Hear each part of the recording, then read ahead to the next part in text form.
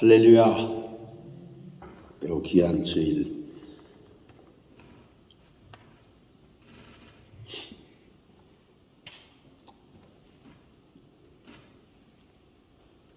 옆에 분한테 좀 한번 같이 인사합시다. 배부르게 삽시다. 아멘. 배부르게 사래요. 네.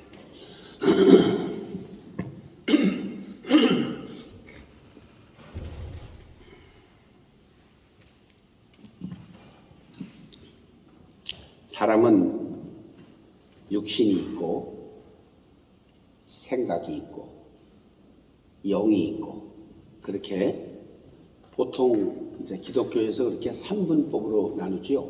육체가 있고 생각이 있고, 이걸 혼이라고 표현하기도 하고, 그 다음에 영이 있고, 이게 딱 이렇게 나눠놨어요. 그죠? body, soul, and spirit. 이렇게 3등분으로 이렇게 나누어 놨는데, 이 기능은 서로 독립적으로 일하기도 하고 연합된 그런 이 United for Unity, 서로 복수 연합 체제를 가지고 일하기도 합니다. 오늘 본문의 말씀을 통해서 몇 가지 중요한 내용들을 좀 설명하려고 하는데요. 육체가 필요하면 내가 피곤하다라고 말해요. 머리에. 피곤해, 쉬어야 돼. 나 좀 자야 돼.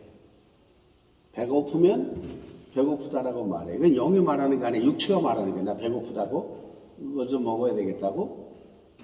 그래서 그건 육체의 요구지요. 정확하게. 나 피곤해, 좀 쉬어야 돼. 나 좀 먹어야 돼. 배고파? 그건 육체의 소리입니다. 육체의 요구를 따라서 생각이 지배당하는 경우죠. 육체가 무엇을 요구했을 때 생각이 그걸 받아서 다시 육체한테 명령을 내려서 밥도 먹게 하고 쉬게도 하고 자게도 하고, 나 좀 그런 것들이에요. 반대 현상이 나타나기도 하죠. 생각이 육체를 지배하는 경우죠. 내가 생각 속에서 뭐를 하고 싶은 것을 육체한테 명령하죠. 내가 글을 쓰기 위해서 손을 사용하고, 내가 뭔가를 보고 즐기기 위해서 눈을 사용하고, 그건 생각이 육체를 제어하는 공간입니다. 영의 세계는 조금 달라요. 영의 세계는 조금 그러니까 육체와 생각과 마음은 모든 사람에게 있는데, 영의 세계는 열려져 있는 사람에게만 열려져 있어요. 그것은 모든 사람에게 영이 열려져 있지는 않습니다.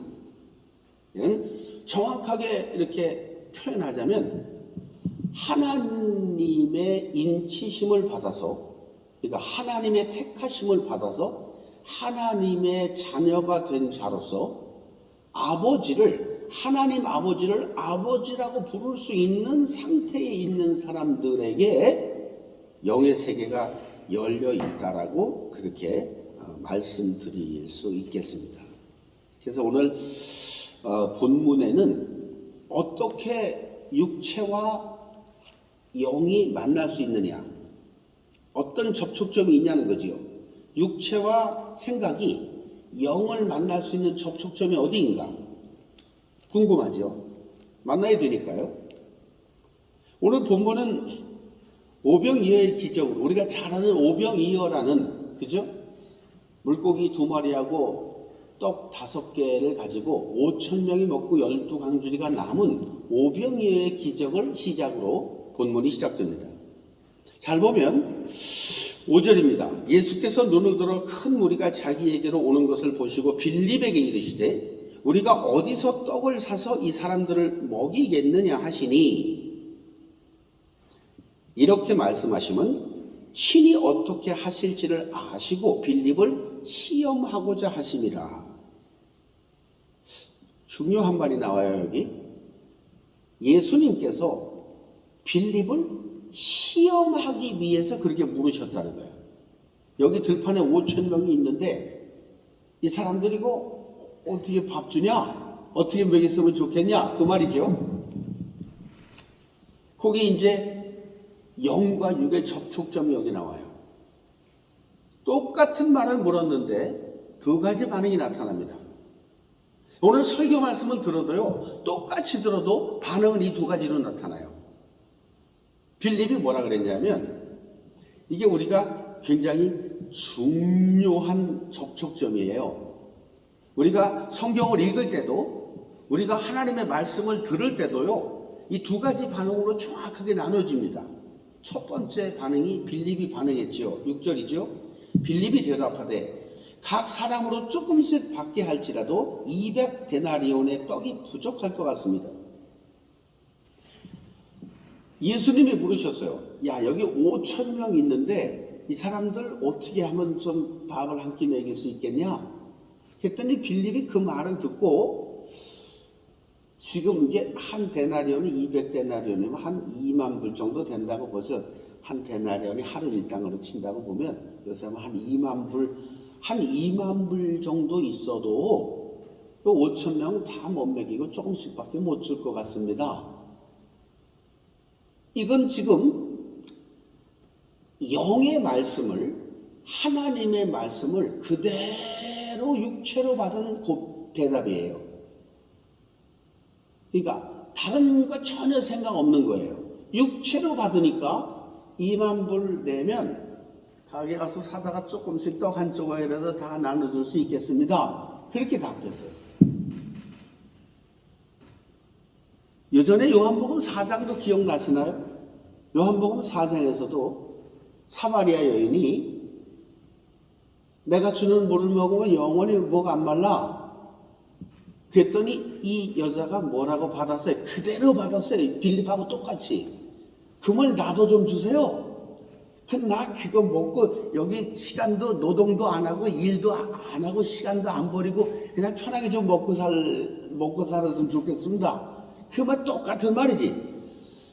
내가 주는 물 먹으면 영원히 물 안 마르다. 그랬더니 이 여자가 그대로 받아들이고, 이 물 먹으면 영원히 내가 시간 안 쓰고 노동 안 해도 계속해서 목마르지 않겠구나. 그 육체로 받은 거예요, 그 말은. 그죠?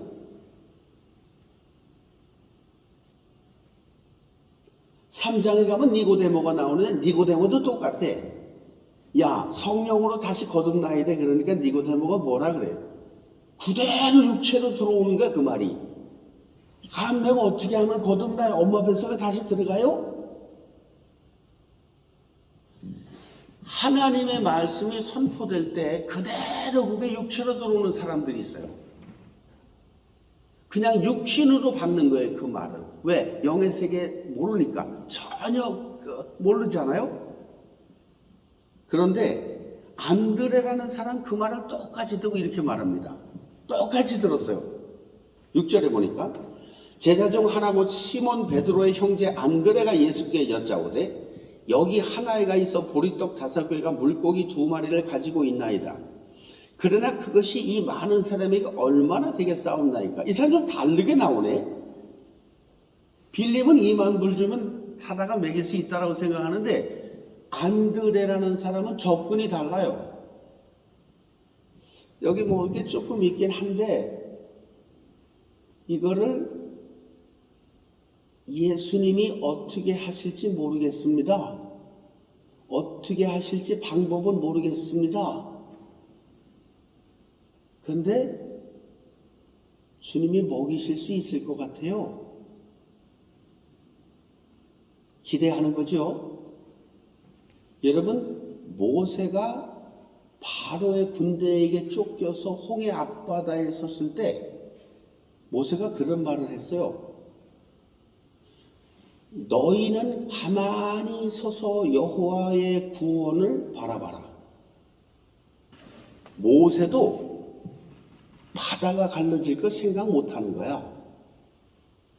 결국은 동풍이 불어서 바다를 가르시는 하나님이지만 모세도 바다가 갈라질 건 몰랐어. 그런데 믿음으로 하나님이 구원하실 것은 믿었어요.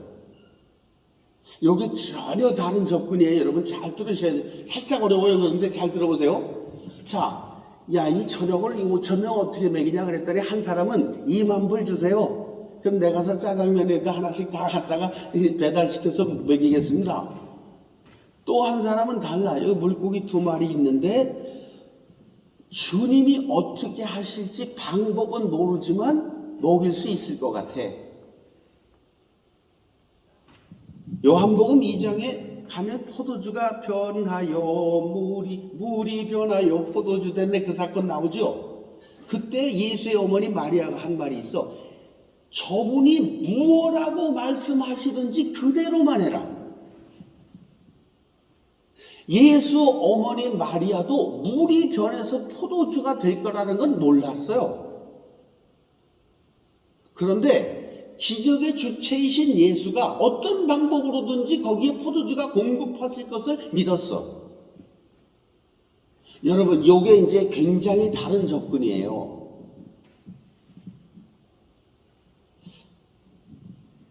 지금도 하나님은 하나님을 기대하는 사람, 하나님을 의지하는 사람, 하나님께 묻는 사람, 하나님께 나오는 사람을 보고 계시는 거예요. 나는 삶을 살다가 여러분들이 어떤 문제가 생길 때 예수 이름 앞에 나올 수 있게 되기를 바랍니다.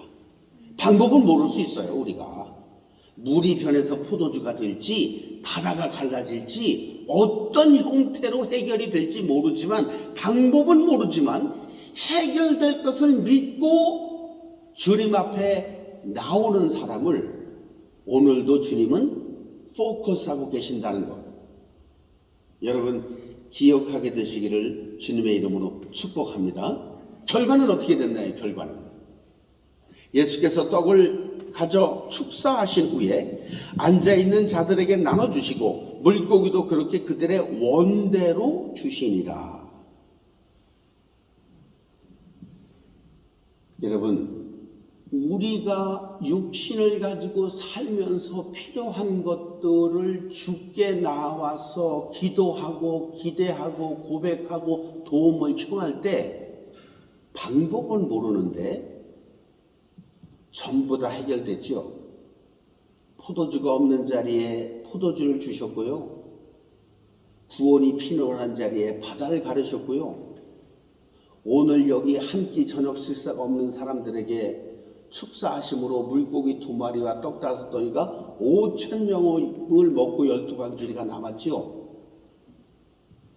육신의 문제는 예수를 기대하고 기도하고 나와서 구하는 자가 그 기적을 경험하게 되시는 줄로 믿으시길 바랍니다. 여러분, 우리의 육체의 문제 주님이 해결해 주신단 말이죠. 그게 꼭 밥 먹는 문제만 있겠습니까?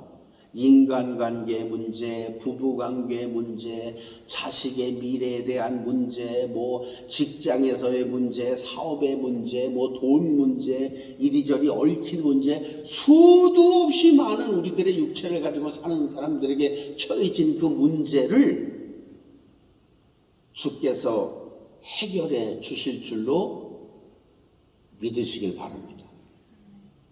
방법은 우리가 몰라요. 저분이 알고 계세요. 내겐 방법이 없을 수 있어요. 그러나 기적의 주인공이신 예수는 그 방법을 스스로 만들어내시는 분인 걸 믿으시길 바랍니다. 그게 오병이어의 주체예요. 잘 보면 26절에 오늘 본문이죠. 예수께서 대답하여 이르시되 내가 진실로 진실로 너희에게 이르노니 너희가 나를 찾는 것은 표적을 본 까닭이 아니오 떡을 먹고 배부른 까닭이로다. 예수님이 정확하게 알고 계셨어요. 사람들이 왜 날 찾아오는지. 왜? 배부르려고 찾아오는 거야. 배고플 때 배부르려고 찾아오는 거야. 다른 목적이 없어요. 여러분, 이 사람 신앙이 없는 사람이에요? 아니에요. 예수님한테 배고프다고 밥 달라고 찾아온 거 자체가 신앙이 있는 거야. 믿음이 있는 거고요. 믿음이 없고 신앙이 없는 사람은 예수님한테 밥 달라고 찾아오지 않는다니까요. 교회 발 안 딛는다니까요. 자기가 해결하지.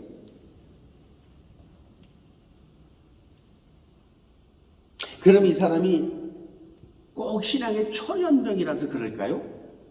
아닙니다. 교회를 오래 다녀도요, 인생은 육체를 가지고 사는 사람들은 문제가 없을 수가 없어요. 여러분, 그 육체의 문제에 대해서 누가 우리가 밥 안 먹고 살 수 있나요? 누구 일 안 하고 살 수 있어요? 인간관계 없이 살아갈 수 있나요? 수없이 날마다 일어나는 사건, 사고들 우리 멀리 할 수 있나요? 아니, 텔레비를 보니까 밑에 층에 사는데 우에서 쿵쿵쿵쿵 뛴다고 가서 사람을 죽였어. 야, 이런 무서운 세상에 사는, 아니 위에서 애가 뛴다고 사람이 죽을 일이야 그게.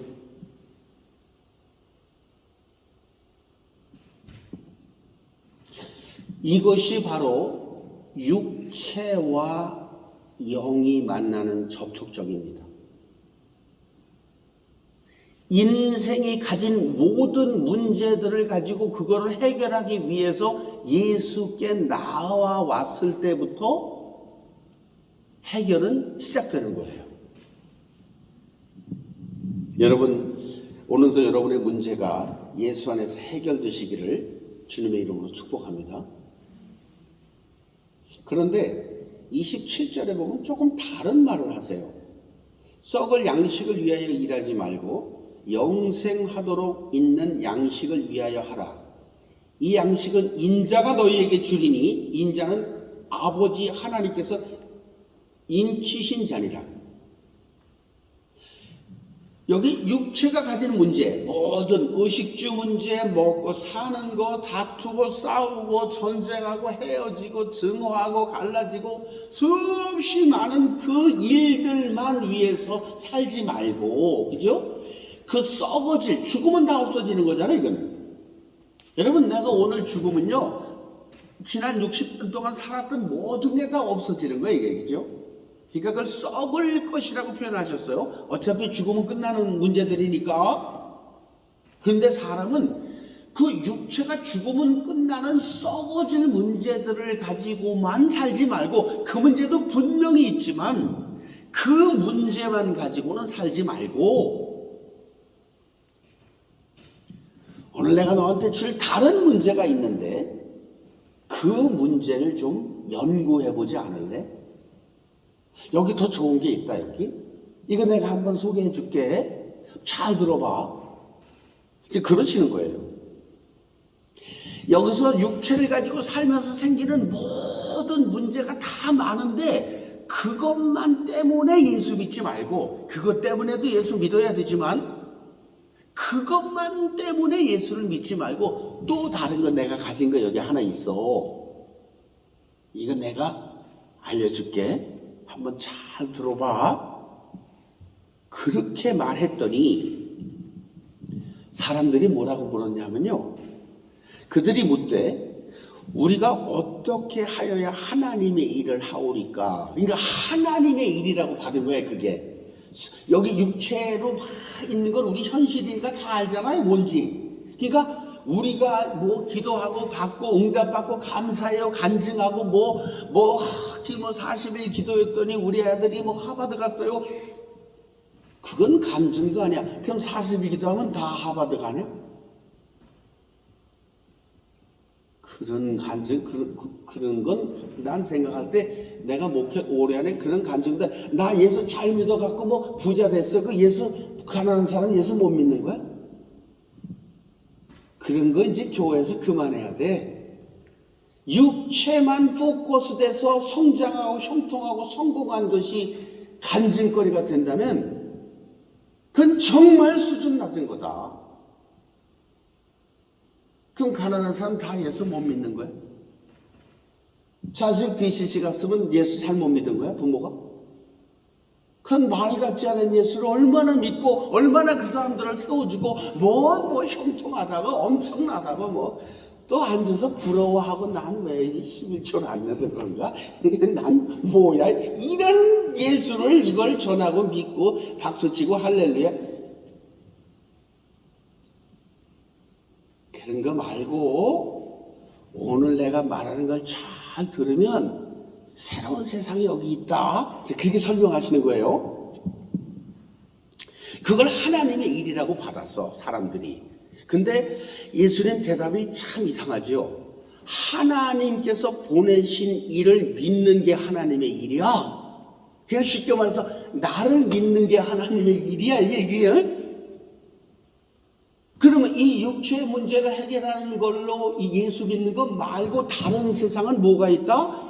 예수를 믿는 게 하나님의 믿어. 이때는 예수 안 믿었나요, 우리가? 이때도 믿음이 있잖아요. 믿음이 있으니까 교회 나와 울고 기도하고 예수로 해결하려고 그러고 애쓰지. 믿음 없는 사람이 그 일을 하겠어요?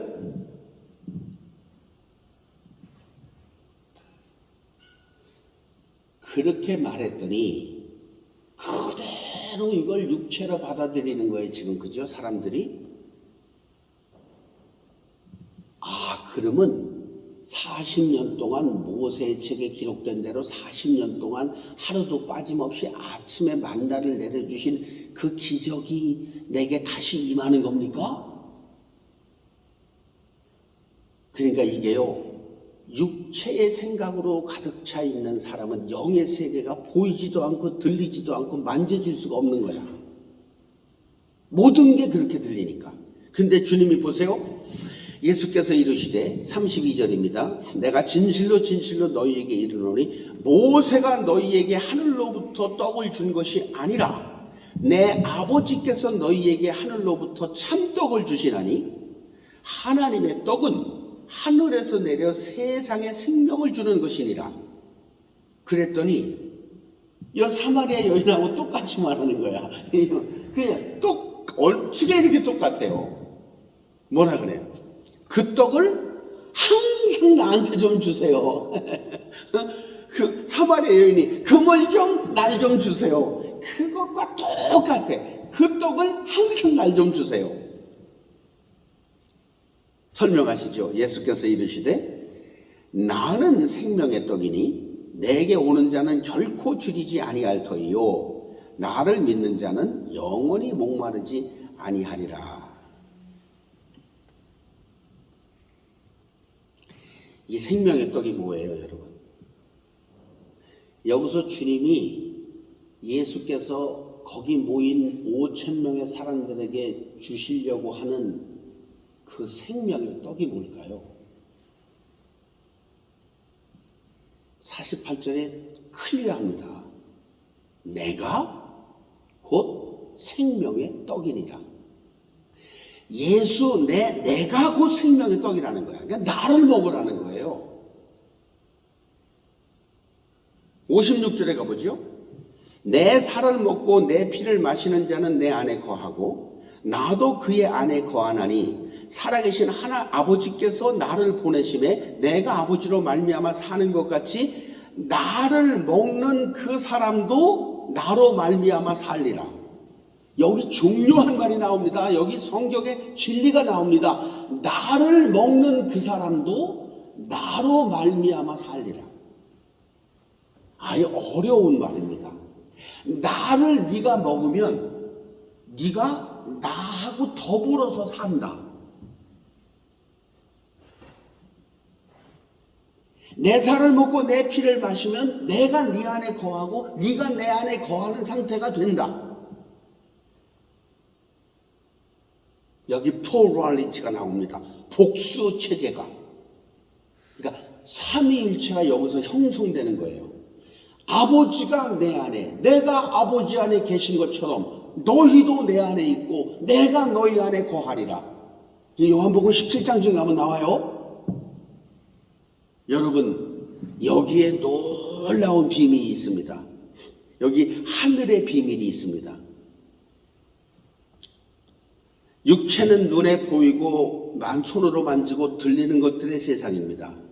그러나 예수와 동행하는 세상은 여러분 어디에 있을까요? 여러분의 양심에 있습니다. 그래서 바울이 이렇게 고백했어요. 사도행전 23장 1절에 이게 바울의 고백입니다. 모든 사람 앞에서 바울의 고백이에요. 바울이 공회를 주목하여 이르되 여러분 형제들아 오늘까지 나는 범사의 양심을 따라 하나님을 섬겼노라. 예수가 어디 계시다고요? 여러분의 양심에 계십니다. 제 양심에 계시는 거예요. 다른 데 계시지 않아요. 예수가 어디 계시다고요? 우리의 양심에 거하시는 거예요.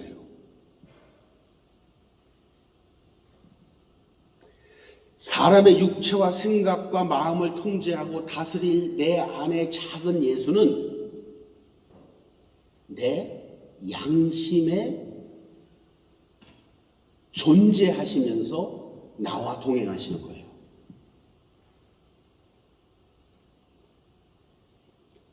그 양심의 내면 속에 지금 내 양심에 거리끼는 모든 죄와 불법과 거짓과 불의한 것과 음란한 것과 추악한 것과 이런 모든 것들이요, 예수를 먹는다는 것은 나를 먹으면이라는 말은 그 내 양심 속에서 괴로워하고 힘들어하고 스트러글하고 불편해하고 묶여있고 매여있는 그 양심의 죄에 대하여 오늘 예수는 그 양심에 피를 뿌리기를 원하시는 거예요.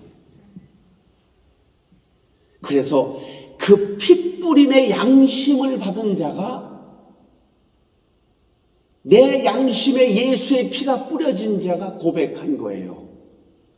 내게 강 같은 평화, 내게 강 같은 평화, 내게 강 같은 평화가 넘치네. 할렐루야. 이게 어디 있는 거라고? 내 양심에 있는 거예요. 여러분, 육체는 거짓말하면 거짓말한 대가는 육체가 받는 겁니다. 사기쳤으면 사기친 대가를 육체가 받게 돼 있어요. 거기서 벗어나지 못해요. 절대로 죄는 죄값을 육체는 받게 돼 있어요.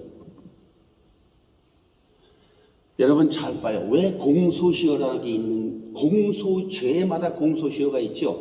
왜 공소시효를 만들어 놨는지 아세요? 그 법의 시작이 그렇습니다. 내가 알려드릴게요. 한국의 공소시효가 몇 년에 살인죄가? 지금 바뀌었지만 나에게 15년이에요. 옛날에 그랬어요. 지금 모르겠어요. 그러면 15년 동안 그 법에 안 잡히고 있으면 15년, 16년 1일째 되는 날 그 법에서 자유로워져. 왜 그럴까요, 여러분? 그 공소시효의 시작이 뭐냐면요, 네가 사람 죽인 것 때문에 15년 동안 양심의 고통을 당한 것으로 죄값을 치렀다고 인정하는 거예요, 현행법이. 아셨어요?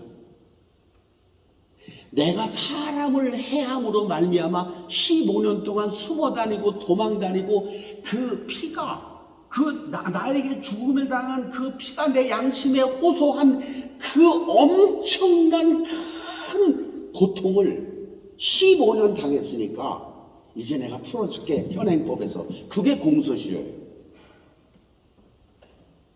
여러분, 사람 죽인 사람이 15년 지난다고 그 양심에서 없어질까요? 영원히 없어지지 않는 양심의 죄에 대한 호소를 그 자리에 예수의 피가 뿌려지는 순간 그 죄에서 자유하게 되는 겁니다. 그래서 예수의 피는 엄청난 힘을 가진 거예요. 할렐루야. 그래서 부르는 거예요. 죄에서 자유를 얻게 함은 보혈의 능력, 주의 보혈 날마다 나에게 찬송 주니 참 놀라운 능력이로다. 주의 보혈 능력이 또다. 주의 피 믿으오. 주의 보혈 그 어린 양의 매우 귀중한 피로다. 여러분, 죄사함이라는 것은 내 양심의 고통과 묶임과 불편함과 모든 죄에 대하여 그 양심 속에 피를 뿌려서 그 양심을 자유케 하는 능력이 예수의 보혈이야. 할렐루야.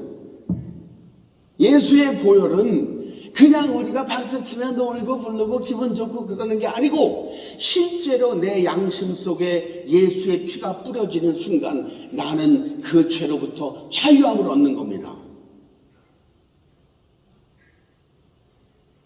그 피로 인한 용서 속에 주님의 임재가 계시는 거예요. 그래서 그 피를, 내 살을 먹고 내 피를 마시는 자는 내가 그 안에, 그가 내 안에 있다는 거야. 왜? 내 피 안에는 정죄가 더 이상 없다는 거야. 내가 네 죄를 대신해서 그 양심의 호소에서 그 양심의 무거운 짐을, 그 아픔을, 그 고통을 내가 대신 졌다는 거야. 여러분, 육체에서 떨어지십시오. 육체가 지은 거짓말, 사기치고 이런 죄는 대가를 받게 돼 있어요. 사람 죽이면 감옥 가게 돼 있어요. 예수가 오셔서 그 피로 우리를 죄 사하셨다는 그 말의 근본적인 코어에는 그 죄로 인한 양심의 아픔에, 양심의 고통에, 양심의 묶임에 그 피를 뿌려서 자유하게 하신 것입니다. 아직도 예수를 믿고 교회를 다니고 금식을 하고 기도를 하고 수없이 교회를 다니면서도 우리 마음속에 내 양심에 묶여있는 것들도 자유하지 못하다면 여러분들은 예수의 핏뿌림을 받아본 적이 없는 겁니다. 예수의 핏뿌림은 내 양심을 자유롭게 하는 거예요. 그리고 부활하신 주님이 첫 번째 말하신 거예요. Peace be with you. 그 평강이 너와 함께 할지어다. 그래서 예수 안에 있는 자는 결코 정죄함이 없나니, 예수 안에 있는 자 정죄 없다는 거야. 로마서 8장 1절입니다. 로마서 4장, 5장, 6장, 7절 동안 사도 바울이 얼마나 그 육체의 죄와 싸워서 힘들어합니까? 오호라 나는 곤고한 사람이로다. 이 사망의 몸에서 누가 나를 건져내겠나? 그때 로마서 8장에 가서 깨달은 거예요. 이 예수의 피는 양심에 피 뿌리는 것이구나. 육체의 죄에 대한 이함이 아니오 양심의 묶임을 위한 것이구나.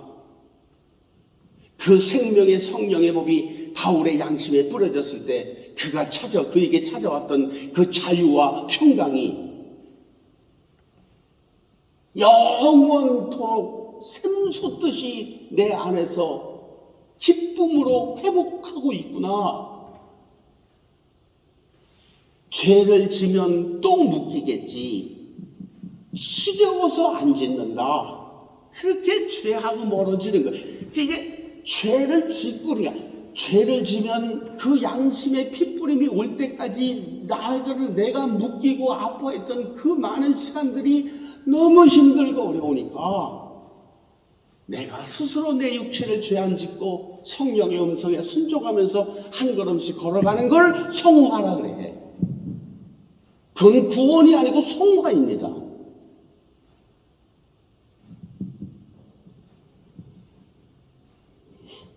오랜 시간 전에 나만이 알고 있는 그 은밀한 죄들.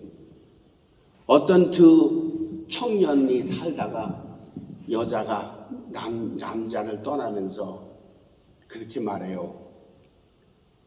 뭐 A씨 미안해. 내가 당신하고 살라 그랬는데 정말 돈 많은 남자가 생기고 학벌 좋고 다 집안 좋은 남자가 생겨서 내가 저 남자한테 가니까 평생 나 원망하고 살아. 미안해, 잘 가. 그리고 헤어졌어. 그리고 이 돈 많은 남자하고 결혼했어. 그 여자의 양심은 영원토록 그 남자를 버린 것에 대한 묶임이 있는 거예요.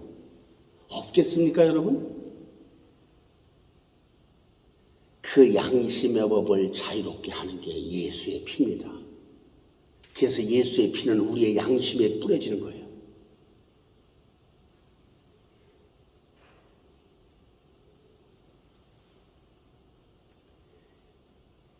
바로 내 양심의 평화를 회복하는 그 능력이 예수의 피고, 그 장소는 내 양심입니다. 오늘 여러분의 양심에 놀라운 평화가 회복되시기를 주의 이름으로 축복합니다. 그래서 예수는 내 양심으로 오신 거예요. 그래서 양심 안에서 나와 동행하시는 거예요. 육체는 육체대로 그대로 사는 거예요. 그래서 내가 육체를 보면 안타깝고 아쉽고 고통스럽지만 그 육체는 내가 죽는 날까지 그 육체를 가지고 살게 되어 있는 것입니다.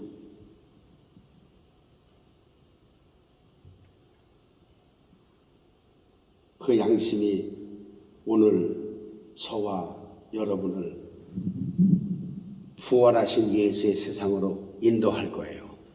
그리고 여러분 속에 날마다 들리는 세미한 음성들, 용서해라, 자유해라, 오래 좀 참아줘라, 충성해라, 이건 네가 절제해라. 그렇게 내 양심에 호소하시는 그 예수가 우리를 이끌고 가시려는 세상은 부활의 세상입니다. 오늘 저는 여러분을 그 부활의 세상으로 초청합니다. 거기가 오늘 제가 여기 이 주보에 썼던 이 하이 소사이티라는 그 세상이에요. 더 이상 육체에 머물러 있지 않고 날마다 내 양심에 작은 음성으로 말하시는 그 음성에 순종하며 한 걸음씩 한 걸음씩 나아가는 그 부활의 세상, 그 아름다운 세상, 그 영원한 세상, 영원히 용서가 있는 세상, 영원히 충성이 있는 세상, 영원한 절제와 오래 참음과 자비와 양선이 있는 그 세상, 거기가 진정으로 하이 소사이티예요.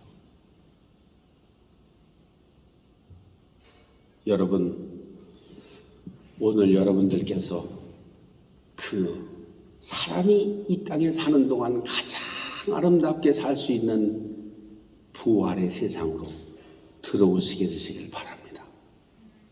그 세상은 한 번에 되진 않아도 날마다 시간마다 분초마다 내 양심에 속삭이시는 그 분의 음성에 순종하는 만큼 우리는 그 부활의 세상으로 다가갈 거예요. 불순종하는 만큼 내 양심에 스트러글이 있을 거예요. 사람마다 다르겠죠. 그러나 어느 것이 옳고 그런 것이 아닙니다. 그것은 사람의 능력대로 하다가 많은 부활의 세상에서 정말 아름다운 높은 세상에서 살다가 주님 부르시면 가는 게 육체는 끝나는 거니까요. 할렐루야. 저는 오늘 본문을 통해서 여러분들에게 결론을 냅니다.